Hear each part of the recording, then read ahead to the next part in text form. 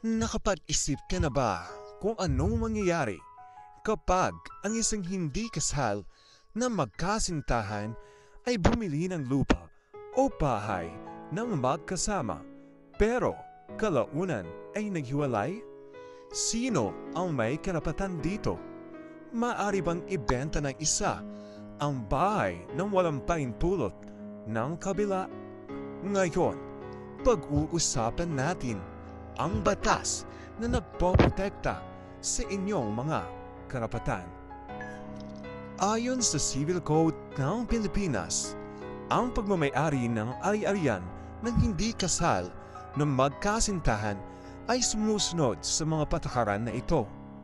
Artikulo 484, kapag dalawa o higit pang tao ang may-ari ng isang ari-arian, ito ay tinatawag na co-ownership o pagmamay-ari ng magkasama.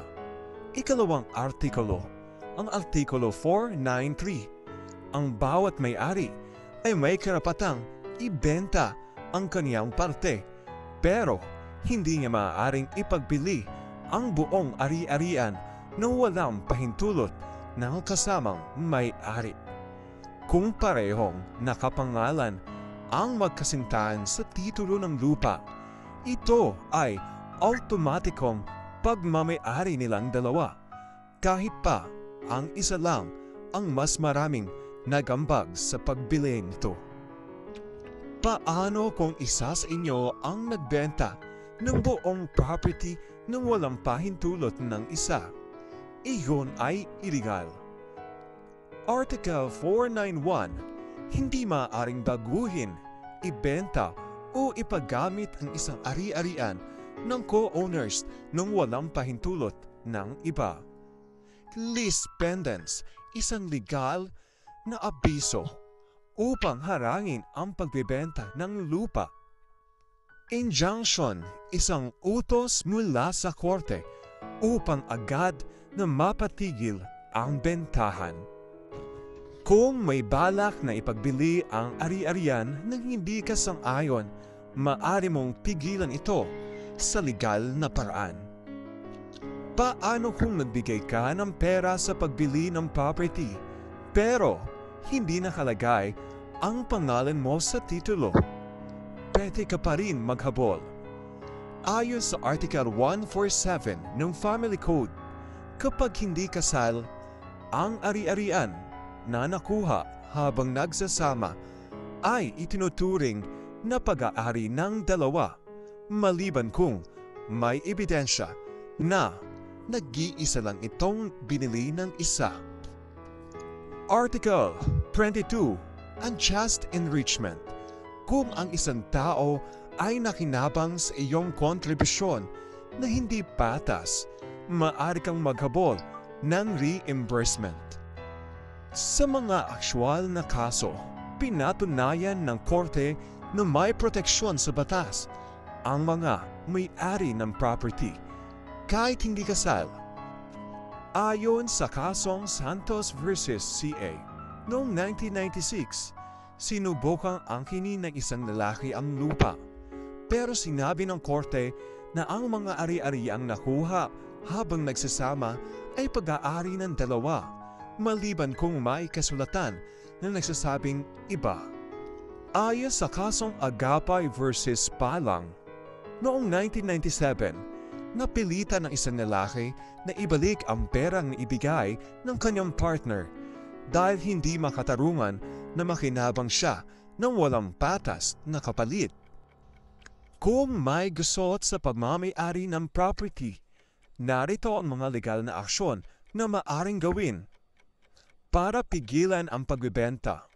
Una, affidavit of adverse claim, isang formal na abiso upang balaan ang mga posibleng buyer. Ikalawa, lease pendants, legal na hakbang upang hadlangan ang bentahan. Ikatlo, injunction, utos ng korte upang agad na mapigilan ang paglipat ng titulo. Para makuha ang inyong ambag, una, pagsampaan ng civil case para sa reimbursement. Ikalawa, pagsampa ng partition case upang opisyal na mahati o maibenta ang property. Hindi kailangan dumaan agad sa mahal at matagal na proseso ng korte. May mga alternibong paraan para maresolba ang issue. Una, barangay mediation o ang PD 1508, libreng proseso ng pag-aayos sa barangay level.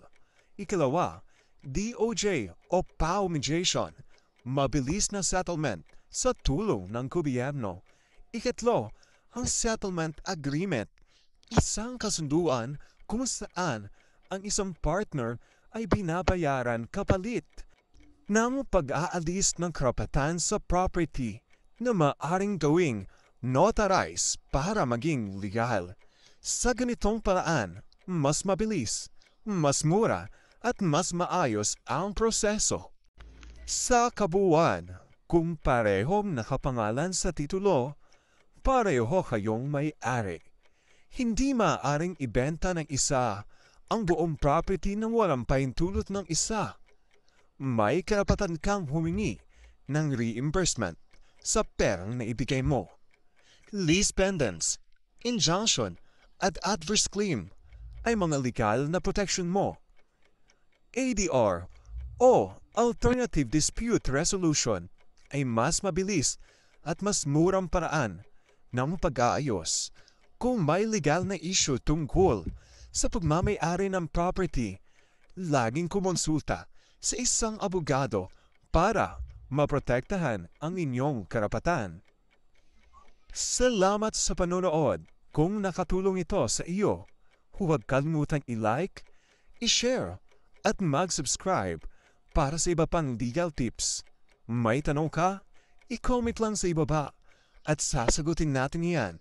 Maging alisto, maging protektado. Hanggang sa susunod nating usapan.